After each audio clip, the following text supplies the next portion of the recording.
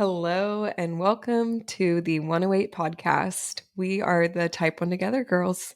Episode 2, we are stripping down life with type 1 diabetes from two people who live different versions of it every single day. And please remember the Type 1 Together does not give any medical advice. We're only sharing from personal experience. Yes, that is a very important disclaimer that we forgot to mention during our first episode, but first episode was mostly anecdotal anyway. Sorry. Of course, I've got two toddlers, so oh my gosh, my voice. So we were healthy for all of 2 weeks, and yeah, now there's a little tickle in my throat. So sorry, everyone, but Well, this is real life. welcome to real life. Amanda, let's catch up a little. Speaking of all of that, how was your weekend? What went down? Oh my gosh. Okay, so for anyone who doesn't follow us on social media, I updated a little bit. We went out of town this weekend. We left on Friday, like mid-morning, and we were supposed to be going to Iowa. We live in San Diego, and so we were going to Des Moines, Iowa for my cousin's wedding. And it was just going to be, 48 plus hours quick trip. And there's no straight shot from San Diego to Des Moines, so we had to stop over in Denver, and we figured that was fine because hello, we're traveling with two toddlers, like an almost 2-year-old and almost 4-year-old, and one of them has type 1 diabetes, so might as well take the layover, get some food, let them run around. But as soon as we landed, we saw that our flight was delayed 2 extra hours, so our 2-hour layover was going to turn into a 4-hour layover. And then the weather kind of got bad. There were some thunderstorms and lightning happening. Um, and so we did not actually get into Des Moines until 3 a.m. And we were Nope. supposed to get there at 9 p.m. And like, this is on Friday night into Saturday early morning hours. The wedding is on Saturday. And then we turn around Sunday and leave. Like, it was just not. Chaos. Yes, yes. The wedding was so fun, and I loved seeing my family, and I love my cousin dearly, and the woman he married, who, obviously now I consider family, always have. She's amazing, but I should have gone by myself. Yeah, did any diabetes things come up during that long process? Yes, her pump failed. So she's on the Omnipod 5, and when you travel through time zones, it prompts you to change it. And Yeah. last summer when we traveled with the Omnipod 5 for the first time, anytime it prompted me, I would just say like, yes, change it and follow all the prompts. And it took less than 10 seconds to just get it to the new time zone. But this time my husband was the one who like saw it, but I think the kids were crawling all over him, and we were mid-air and it was just chaotic. So he just said like, do it later instead of do it now. So then during our layover, I was like, okay, I'm going to change the pump to update to the time zone we're in. And like her pump just started screeching. It was like air, Great. air, air. Yeah. So we did a mid-terminal pump change, and it was a fresh pump, like less than 24 hours old. So that was annoying. Wow. And Yeah, then I've blood done a lot sugars of, were just a mess. of course, always during travel. I've done a few airport bathroom site changes. I Have feel like you? they're always just something goes wrong, right? Like almost Yes. every time, and you got to do it, and you just do what you have to do. Yeah. Yeah. Super I annoying. did. My husband was teasing me because I went to go fill a new pod. And as I walked away from him, I didn't do it in the bathroom because we were in a very empty terminal. Yes. But as I walked away from him, I like turned around a few steps in and grabbed my phone. He's like, "Oh, gotta get that content." It's like, shut up. Stay tuned. There might be a video. Exactly. How was your Yes. weekend, Raquel?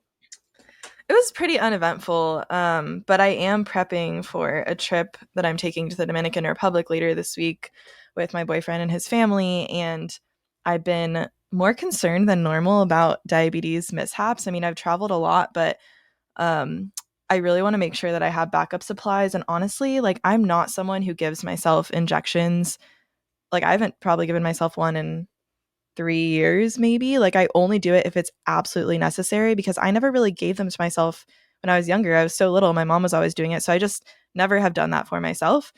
And I realized I don't have extra syringes. And we're Hmm. going on an excursion when we're there where we like go to this like other island or something where there's no service. And I'm just like, oh, what if things go wrong and I need to keep my insulin cool? And like, what if my pump malfunctions or gets wet? I don't know. So I'm trying to figure out everything that I need to bring. But overall, just prepping for that. And I met my friend who ended up giving me some extra syringes, which always feels like the weirdest like drug deal that you're doing in the parking lot. But It does feel like a drug deal. it's so weird. Yes. I'm like, I promise it's just for insulin. And she was telling me, or no, someone on my DMs was telling me that you can actually order syringes on Amazon, which I had no idea. I didn't Apparently, know only that in either. certain states. You can also walk into Walmart and just ask for them, but I'm learning a lot of new things. And she also wears a T Slim and was telling me that the last time she went through airport security and they like swab your pump or your hands, like they'll make you rub.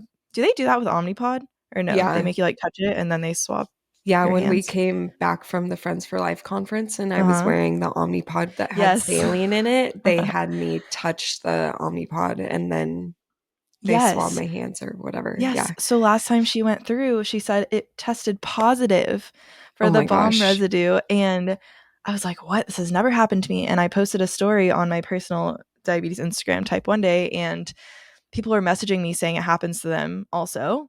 And apparently, it's actually because of lotions and sprays, like anything you're using can somehow create a false alarm. So now I'm like so skeptical because then they have to search through all your stuff. And I would Yeah. just be so nervous, even though I didn't do anything wrong.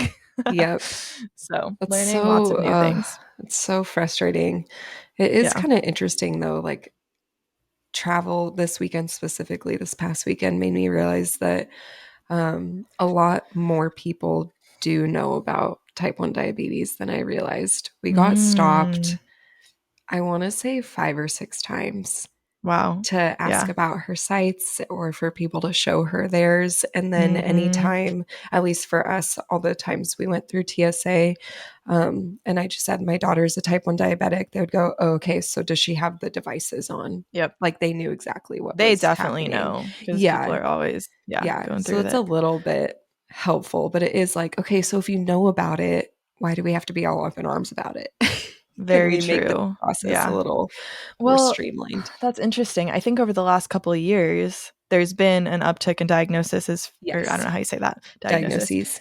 Yes, there we go. Yeah. For all ages. And I think obviously that's a horrible thing, but it is nice that more people are aware of it. And it's also being shown in the media so much more. And so I wonder if like things will start to be less of a big deal because people know, it's Yeah, kind of a I newer bet. thing that everyone's wearing the devices publicly and whatnot. So, Yeah, yeah. for sure. All Well, I right. missed you. Well, I know I miss you too. We were so excited to record a second episode, and we're going to try to record one for next week as well. Amanda and I are actually both going to be out of town, and it's my first time taking off work, like completely off work in like 3 or 4 years because I've had so many side jobs that I always have something to post for someone or something to do. And it's just part of being a business owner, right? Now you're getting a taste of that, Amanda. There's always something to do, but I really want to try to relax because I love working so much. Like I'm almost sad to not be doing it for a week, but I think it's going to be healthy for me and give me more like going forward. Like I need that Yes. rest to fill my cup and so do you. So Amanda and I will be probably on and off stories next week just because that's fun and like we want to be there and that it doesn't feel like work. We love connecting with all of you, but we will have some help with posting some different content and we're going to try like I said to release a podcast episode, but we will see about that. Yeah. Oh, and I guess that brings me to we're going to have a more consistent schedule with releasing podcasts. We're thinking Tuesdays, but that is not Yes. 100% for sure. I feel like once we get caught up a little bit and into the groove of like we release on Tuesdays and we Mm-hmm. record on Thursdays, then we Yep. should be able to stay consistent with that. So just stick with us, be patient as we learn this. We're literally learning as we go. Like Yes. we set up our podcasting account, recorded, semi-edited, and made it available to you guys in a matter of 2.5 days. Yeah, I mean, done is better than perfect. That's what I Yes. think. Like, there's Yes. no, it doesn't have to be complete perfection. And we just appreciate you all coming on this journey, no matter what it looks like right now, and Yeah. kind of growing with us. And thank you so much for sharing and sending us so many kind messages. The Yeah. first episode was so well received, which we just didn't know what to expect at all. And it brought us both to a lot of tears, the Oh best of yeah. tears. Yeah. It was Yes. a very happy and pleasant surprise, that's for sure. Yes. All right. Well, let's dive in. We're actually going to pick up, or Amanda's going to pick up kind of where we left off, diving more into Hattie's diagnosis story and the wild experience that Amanda had, which unfortunately is not so unique. Yeah. It is in some ways, but a lot of people experience similar things. So, Amanda, take it away with more about the actual hospital stay, what that was like, your interaction with the doctors, Yep. and even once you got home. Yep. Okay, so before I jump into all the nitty gritty, I do want to provide just a bit of a trigger warning. If you are struggling at all with your own hospital experience or your own child's hospital experience, just be aware that I am going to be talking, um, you know, a lot about. Hang on one second. Can you pause? Okay, sorry, we're back, everyone. I just wanted to make sure the mic was working. I guess that was appropriate timing, right? As I was like, we're newbies and we just figured this out. um, yeah, but we're all good to go. Okay, so I'm gonna go back to the trigger warning. Just, I'm not gonna go into like I'm not sure how much detail I'm going to go into. I know that detail needs to be there so that um, those of you who have gone through this don't feel alone and so that the authenticity is there. But I also am really attempting to create balance with what I share that is about my daughter because, she's her own person and she's not fully able to consent to like all of this information. So, um, we'll just see how it goes and how I feel as I talk through it. But yeah, if hospital stuff freaks you out or like IVs or things like that are just if it's too much, you can skip past this part. So let's dive into it. Yeah, I left off last episode just basically explaining how it was an all day ordeal to try and get any doctor to take me seriously. And then when they finally did prick her finger, her blood sugar was over 555, and we were sent to the Children's Hospital here in San Diego. And when I got there, I remember feeling um, I sort of numbed myself. I kind of like slipped a little bit into nurse mode, and I don't know if that's a good or bad thing. It just kind of is, I think, where I remember thinking we just have to get this done. We just have to get this done. Like her blood sugar needs to come down. We need to get her out of DKA. I don't know what the rest of it means, but like give me a task and let me do it. And that's a very nursing brain kind of way to think about a health crisis. And that definitely saved me from having a complete and utter meltdown freak out, like as everything was happening.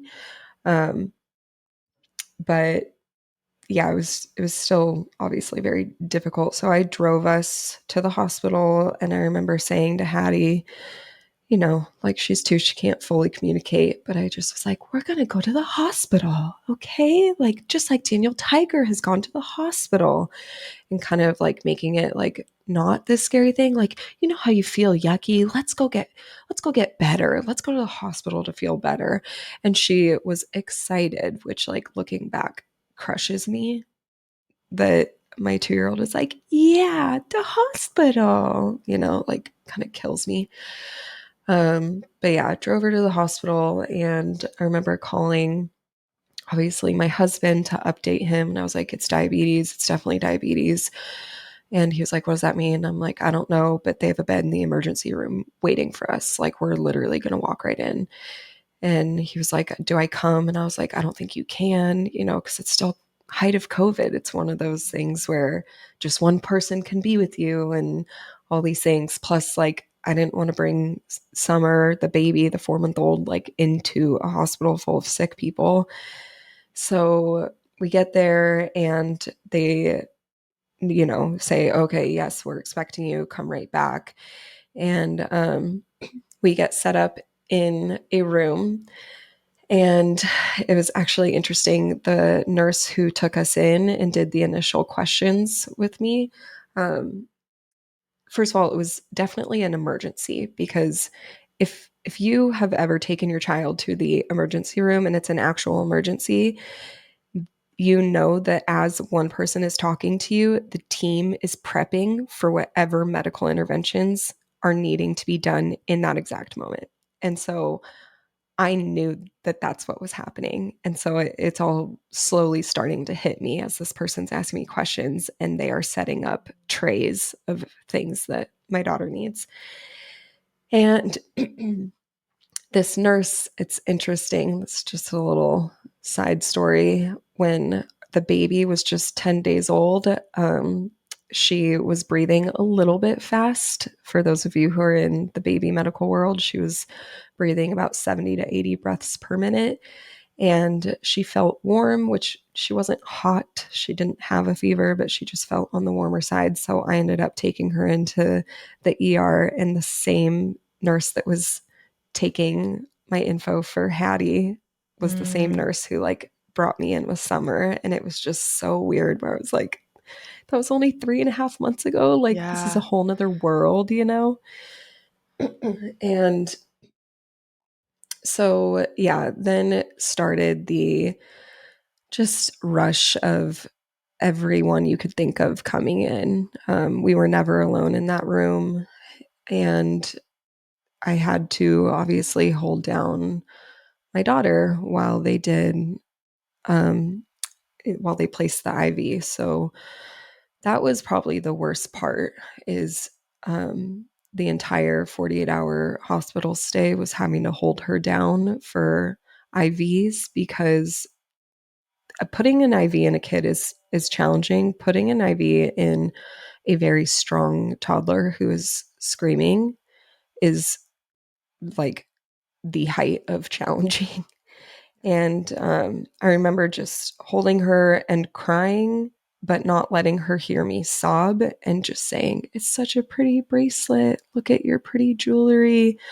I know this is hurting. You're going to feel better. It's a little bit of pain right now to feel better later. But like a 26-month-old in DKA doesn't care that you're saying Yeah. any of that stuff. So you're saying it for yourself. And because it's like no parent is practiced in this. And so you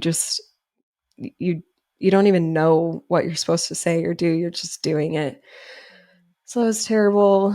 And then she, ended up being okay. She has a very high pain tolerance. So she recovered relatively quickly from that. And then they got her started on fluids and an insulin drip. And the doctor came in to tell me, okay, we're pretty sure it's obviously type 1 diabetes. Like her incoming blood sugar was like 585 or something. I forget the exact number. And like her pH and everything had shown that she was definitely in DK. So then I remember at one point asking a doctor before they transferred us to her hospital room.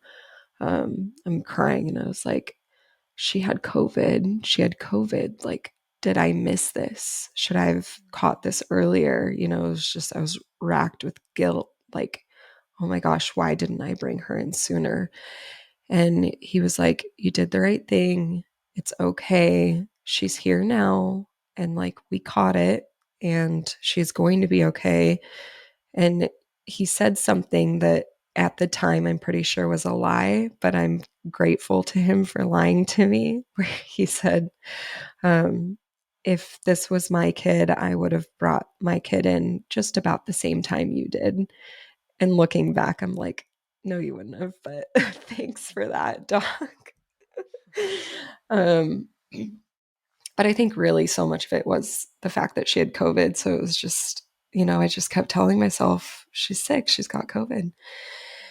Anyway, and then it was the hospital room. And, then I'm suddenly fielding calls, incoming calls from family. And, my husband is constantly like, what's going on, what's happening, and they're coming in, and it starts right away. Like you don't get any kind of break. You don't get any sort of like mental space to like process what's happening. It's literally like your kid's in DK, they have type 1 diabetes, education starts now.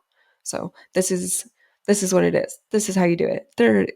And it's all like very convoluted. It all feels very textbook. It all feels very like explained in a way that is supposed to be for medical professionals, which I am so grateful for my nursing background, because if I didn't have that, and if I was not like medically inclined and like a more science brained person, I don't know how I would have processed any of that information. I already struggled processing what it all meant. I remember thinking like, forever? Really? And I'm a nurse, like, Yeah. and that was not hitting me, that it was forever. That was really not hitting me. Anyway, so her this by the time we got like settled in her hospital room and she was like calm and in a gown and stuff, it was probably like 8 or 9 p.m. and she couldn't eat because like they had to get her blood sugar down obviously, and she just like needed all the fluids to flush the ketones and stuff. But um she was getting finger pricks for blood sugar checks every 2 hours. And then, which, just side note, it is, now that I know what it's like to have a Dexcom, it is so wild to me that the first thing they don't do is put a Dexcom on in the hospital. Yeah, for real. It's especially for a tiny kid who is hysterically reacting to any nurse or doctor because of the pain associated with needles. They pick up very quickly that if someone is coming in scrubs, they are experiencing pain. That's awful. And so, like, we were kind of calm a little bit, but then it was just, I was met with education right away. And then I was also met with my 2-year old being terrified, sleeping in this hospital room that has like lights flooding into it from the hallway, regardless of the fact of pulling the curtains and stuff. She's used to a sound machine, she's used to a pitch black room. Like, and now she feels terrible. She has IVs. She's getting poked every 2 hours. She's starving. She can't eat. She has fluids going into her body and she can't communicate all these things. And like, I am there and I get in bed with her. I like almost, my boobs almost explode because I refused to pump until I knew she was completely asleep. But she wasn't completely asleep until 3 in the morning. Oof. Yeah. It took her that long because just of everything. Yeah. And all throughout that, they had to like get blood work, which I understand from the nursing perspective. I understand that you need blood work in order to monitor how the patient is doing and how they're recovering.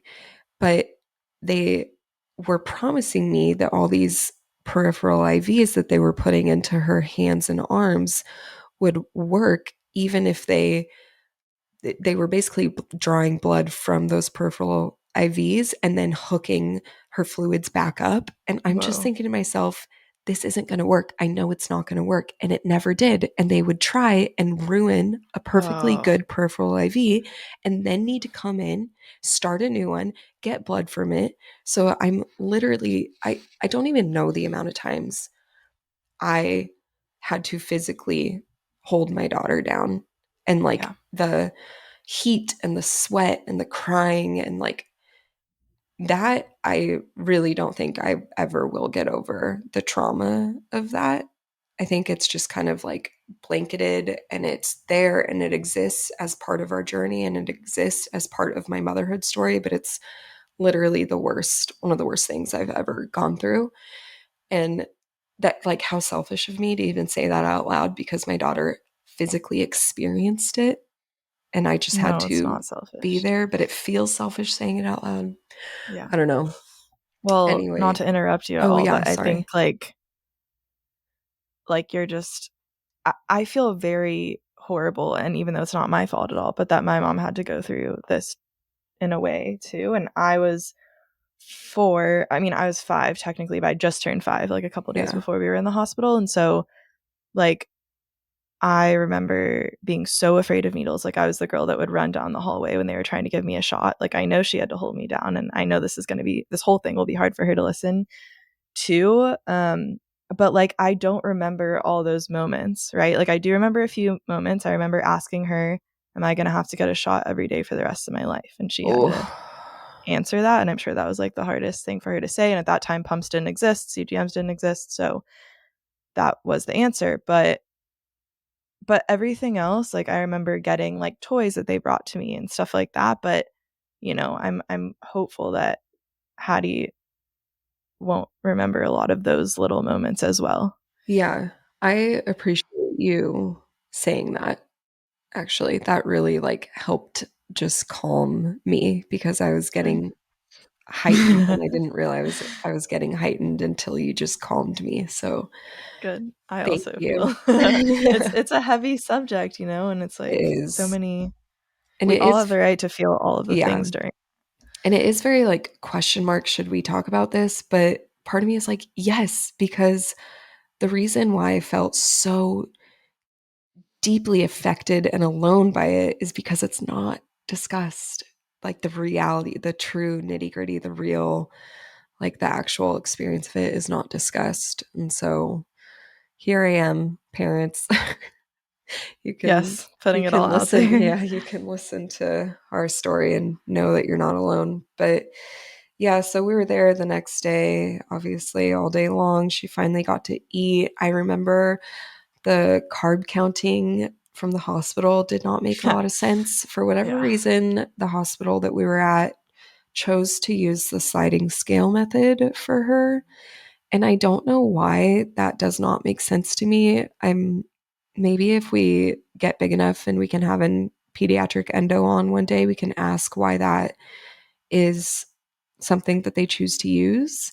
But it just felt so limiting. And for those of you who are listening and don't know what sliding scale method is, it's basically like you, depending on your child's like age and their weight and stuff, they guess a certain amount of units that will cover a range of carbs. So an example is 1 unit for Hattie, they guessed would cover anywhere from like 30 to 45 grams of carbs.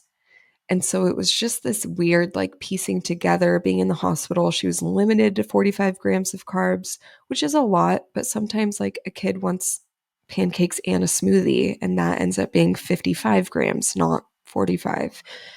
And then other times she only wanted, I don't know, like chicken and zucchini, but then I would have to force 45 grams of carbs. And then on top of that, the hospital food was terrible, right? Like it's hospital food. So on top of that, I then was doing the math in my head with the menu that they gave me as her support person, figuring out, okay, what on my plate would she maybe want to eat if she hates what's on her plate that still is going to make the math add up.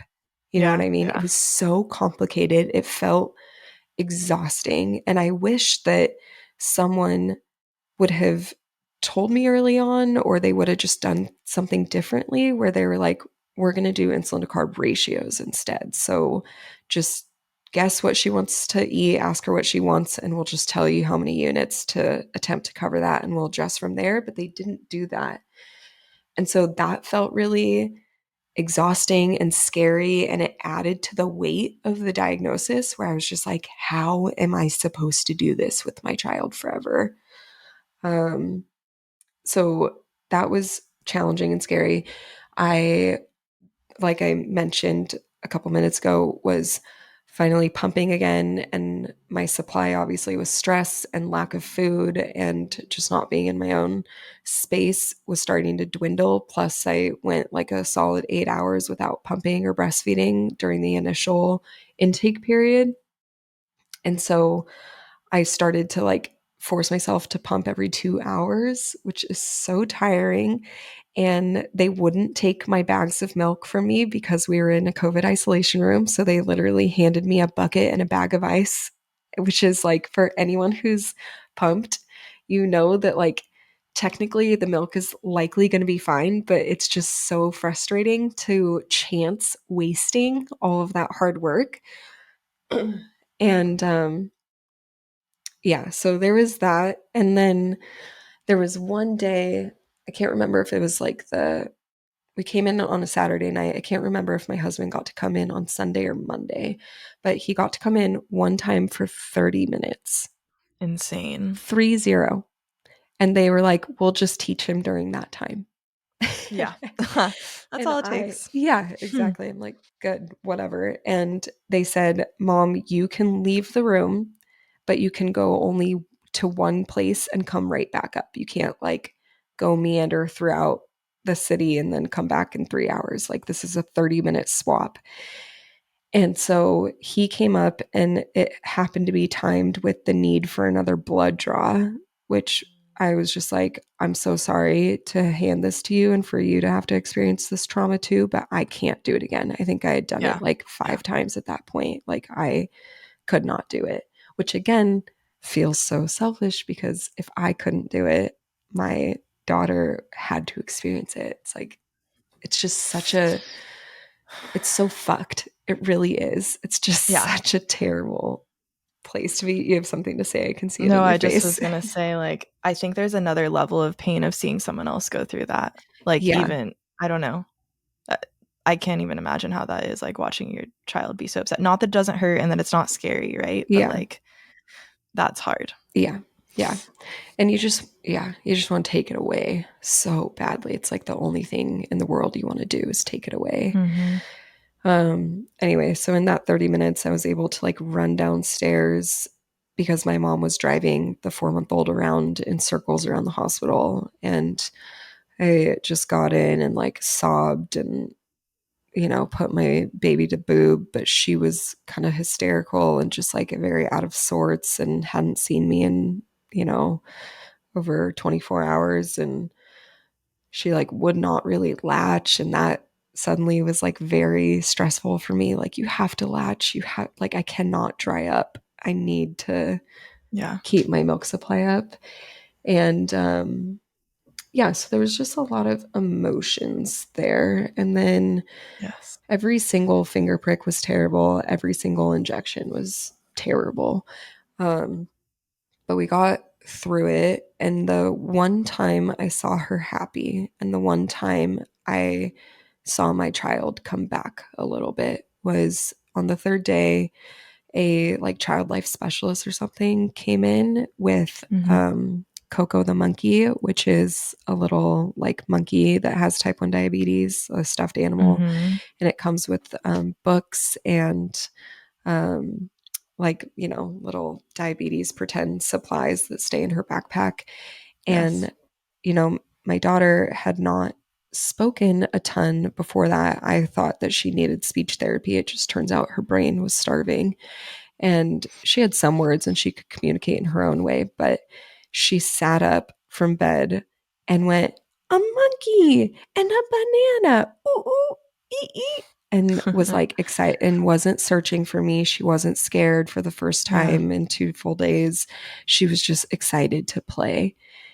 And that was heartbreaking because I'm like on the phone with insurance, of course, at that point already. Mm. And I'm just like crying on the phone, like, I'm sorry. They're like, it's okay. Which pharmacy? I'm like, I don't know. I can't think. Yeah. Um, But and her blood then, sugar was back in range, right? Like she felt yes, it good took at that her, time. yeah, it took her 18 hours to come back in Wow. range. So 18 hours on an insulin drip to get her Okay. blood sugars back in range. And then she required a Lantus dose of 6 units, which for those of you who have had toddlers diagnosed, you would know that that is a large dose of Mm. Lantus. And that's what we went home on. So we had quite a few lows at home, which I'll get into in a second. But yeah, basically, I, at that point had asked like one of the nurses, do we really have to do finger pricks? Like, this is so crazy. Is there not a continuous monitor or something? Because I had looked up, obviously, some Mhm. stuff at that point. And she goes, oh, no, there's a continuous monitor, but little kids rip it off. It's not worth it. And so I just like threw it away because, threw the thought away in my head because I was so tired. At that Yeah. point, I think we're 48 hours total into this whole process, and I had slept 3 hours. Mhm. Like, I just was not thinking. And then, literally, I don't know, 15, 20 minutes later, a different endo came in. Different as in, like, I saw a new endo every single day. Yeah. He came in, was like, has someone talked to you about a Dexcom? And I was like, what's that? And he explained. And I said, oh, well, one nurse mentioned that that's a thing, but it's not good for kids because they rip them off. And like, I know my kid and she'll rip it off. And he was like, no, she won't. And Mm. I am so grateful to him for just putting his foot down and kind of like poo pooing that idea and just being like, Yes. no, we're putting her on one. Yeah. And a different doctor ended up coming in and putting it on her. And at that point, Hattie was so exhausted that she didn't even notice anyone was touching her anymore. She was just like Yeah. watching her show in a trance. So I'm grateful for that. She didn't scream or cry during the first Dexcom application. And then from that point on, something like about having the Dexcom on lit a fire in me. And I basically refused finger pricks in the hospital Yeah. from that point on. So a nurse came in, like, time to do a finger prick. And I was like, no, the doctor said as long as it's warmed up and reading that we're good to use Dexcom. She was like, okay, it's a Yeah. classic nurse thing. Like, nurses make the worst patients. So I knew that she was just thinking to herself, oh, this mom's a nurse. I'm not going to win this fight, whatever. Yeah. Yeah. But I don't even care. And No. then, yeah, and then basically they let us go home about 6 p.m. And this is the part that Raquel, you and I started talking about at Friends Yes. for Life. So Made they me let us, cry. yeah, they let us go at 6 p.m. And they were like, okay, so we ordered everything to the pharmacy downstairs at the hospital. And I was like, well, why didn't you order it to the pharmacy that's close to my house? And they're like, we just didn't. Sorry. So you have to go downstairs. And I was like, well, no one's here to watch my kid. And I refuse to leave her alone in this room. She's 2. Like, Mhm. she's not going to understand why mom's gone for 10 minutes. And what if it takes an hour? And Yeah. they were like, well, fine, you can bring her with you, but you have to come back up because we have to check all the supplies. And I was like, okay. And so I went down and brought her with me, and I didn't have a stroller. So I'm holding her, and she's in her freaking hospital gown with her IV still in her arm and stuff. And Yeah. of course, it takes literally 45 minutes of waiting in line. And then I get this giant bag. It was enormous, but it was a paper bag without handles. And I know that sounds like a small detail, but that's a very important detail. Yeah. And for those of you who like have kids and that handles, being able to like have handles and backpacks is essential to surviving with children who constantly want to go up, up, up. And so I was just like already dying with a toddler in one arm and this giant paper bag in the other arm full of medical supplies and life saving insulin that's in a glass vial, you know? Yeah. Yeah. And so, yeah, go back up to the hospital room. They check everything. They give me the binder that has 300 pages in it. They give me all the books. They shove everything. And I end up having 3 bags, a backpack full to the brim, and Hattie, and that no one offers to walk us out. No one offers Crazy. a wheelchair. No one offers help. And I was just like, fuck this. I'm out of Yeah. here. Like, I will manage. I don't care. I'm getting out of here. And so I remember again, like, of course, we're super far away from where I'd parked the car. And I'm in the elevator and holding everything, and everything starts to drop, and all of the supplies start to like fall out of the bag. The bag starts to rip because it's a crappy Mm. paper bag. And I start crying, but I'm like not willing to break down in front of my 2-year-old because I just want her to be excited and happy that she Yeah. gets to leave. And um, yeah, basically, the nicest man walks in and he was like, "Do you need help?" And I was like, "No, I'm okay." Just because I say no to any offer of help all the time. It's a Same. personal issue that I'm working on. Same, and, same. and so um, he goes, let me help you. I'm going to help you. So this nice man carried all of the bags while I got to like actually hug my 2-year-old and hold her and get her into the car. And I got her into the car and strapped her into her car seat and then put the bags away and said thank you to the man. And by the time I got in the driver's seat, Hattie was asleep. She was so Yeah. tired. And then we got home and, they had left the IV in her arm because I just could not handle those nurses being terrible and callous anymore. So I just told them to leave everything in and I'll take it out myself.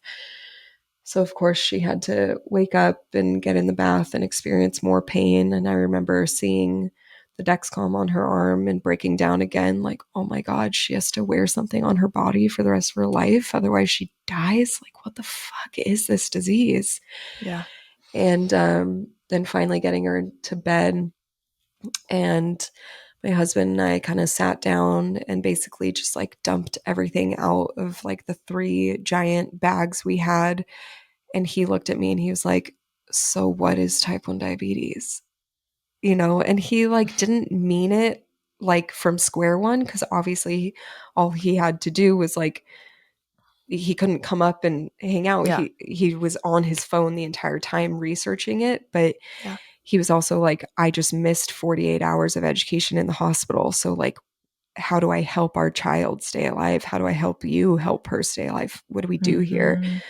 And I was just like, I can't Yeah. do this. Like, this is so much information. And this is where the idea of like our course kind of Mm-hmm. started, like, why Yeah. isn't there something easy and obvious and something that my husband and I can just get in bed and press play and close our eyes and listen to someone explain it simply to the point, like something that is a binder that has 10 pages in one section. How about a 3-minute video? Mm-hmm. And you were saying that a lot of the papers you were taking out of the binders and bags they were giving you were just so vague and unhelpful anyways, Yes. right? It's all very scientific and vague. It's interesting. It's Yeah. all very like from a textbook, but not applicable to real life. And it's Yep. hard to even explain it or give true examples because it's all just in the moment. It all feels so thick. It feels like you're digging through pudding or something. I don't know. That's a Yeah. terrible way to describe it, but it's just not clear at all. Yeah. I don't Well, know. anyone who has type 1 or has a child with type 1 knows now that like there's nothing they can really, well, there's definitely better ways to go about it, but there's not a way to just teach diabetes in a day or in a couple of days, especially when you're No. going through all that trauma. Like there's so many variables that are just not even mentioned, not even in just the hospital stay, but also years to come, depending on your doctor. Like there's just so much information left out, which is really why we're doing all of this. But ugh, I'm just so sorry that you went through all of that, like genuinely. And I'm sorry Thanks. to my mom and dad and any family that went through that for me and to all of you. It's just horrible.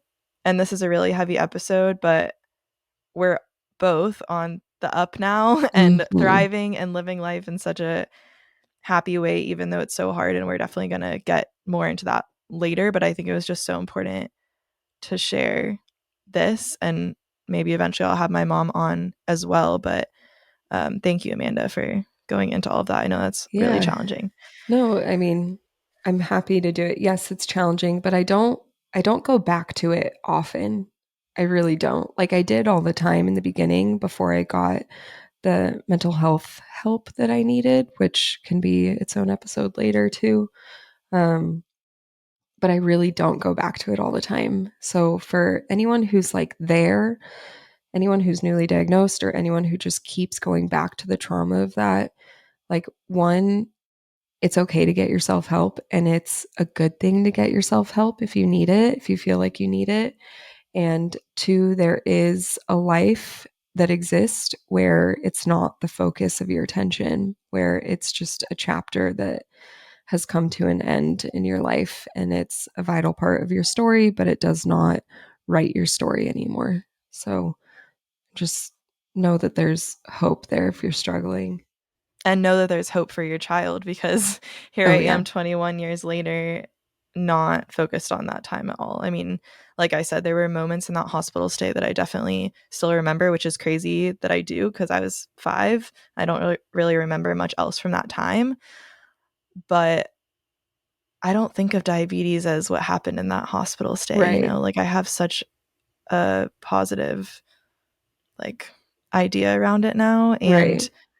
just because your child went through a really hard time during those days in the hospital or even the months to come doesn't mean that that's how they're always going to think of type 1, and they can be happy. They can come out on the other side, I promise. Yeah. And our endo clinic is attached to the hospital. And I will say, I was very worried that anytime we went, Hattie would like re experience Mm. the trauma. And she doesn't. She just gets all excited. She, is happy and waving hi to everyone. And she likes to do her own finger prick to get her A1C read and everything like that. So she's totally fine with all of that. And we're now entering into the part of her management where she is upset if we fill her Omnipods without letting her do it. And she's Oh. upset if I peel the sticker off the Dexcom because that's her job. It's her Dexcom, it's her diabetes. And I am just so like, all power to you, sister. Like, yes, Yes, girl. I So love your it. kids can get there too. Yes. All right. Any Well, other final thoughts? Should we end on something happier? something Or do you happy. want to talk a little bit, Raquel? I feel like I Um, dominated that episode. no, it was so good to hear your story. No, I think that was great. It was what it needed to be. Like, that's just the reality, even though it's not always so happy. But like I said, a lot of our episodes going forward will be more about the rest of our journey, which are much more Yeah. positive. But I think it's so important to be real and talk about all of that. So thank you all for tuning in again. We'll do a little Yes. blood sugar check as we sign off. I will say, I have been drinking this juice. Like, I got this orange juice the other day, like a freshly squeezed orange juice, after a workout class I did because it just looked so refreshing. And I was like, well, I can't really drink this at once like a normal human. I can have a few sips of it if I'm low or something. But sometimes I just look at juice and I'm like, oh, what would it be like to just have juice for juice, not for a low? And so I bought it because I was like, you're going to drink this juice. And I was low when we first started this episode, so I was sipping on it. But as we've been talking, I keep sipping on it and I've given more insulin and I'm 138 steady, So sometimes you just got to drink the juice for fun, Yes. Yes. which I is will funny, say but that there are times on occasion where Hattie asks for juice and she doesn't need it. And I just it depends on how much fight I have in me, honestly. And more yeah. often than not, I don't have a whole lot of fight when it comes to freaking juice. So I just Yeah. say sure and dose her. You just got to dose. It's carbs. Like, I mean, I wouldn't have it every single day, but there's No. something about like a fresh cup of juice. Yes, exactly. So, whatever. Okay. Well, Let's my check blood blood sugar, like I sugars. said, Yeah. is, I think, yeah, 138 still. What about Cool. Hattie? She is 78 right arrow. It looks like my father-in-law caught it right at it as it was 71. So yay, daddy-o in-law. Thank you for your hard work. Yay. All right. We will see you all hopefully next week. Yes, And make sure to like, comment, subscribe. What else do we do? yeah, rate, Oh, subscribe, rate, review. review, There we go. subscribe. We're great at this. We'll get it down. All Hilarious. Okay, right. guys, we'll see you next week. Bye.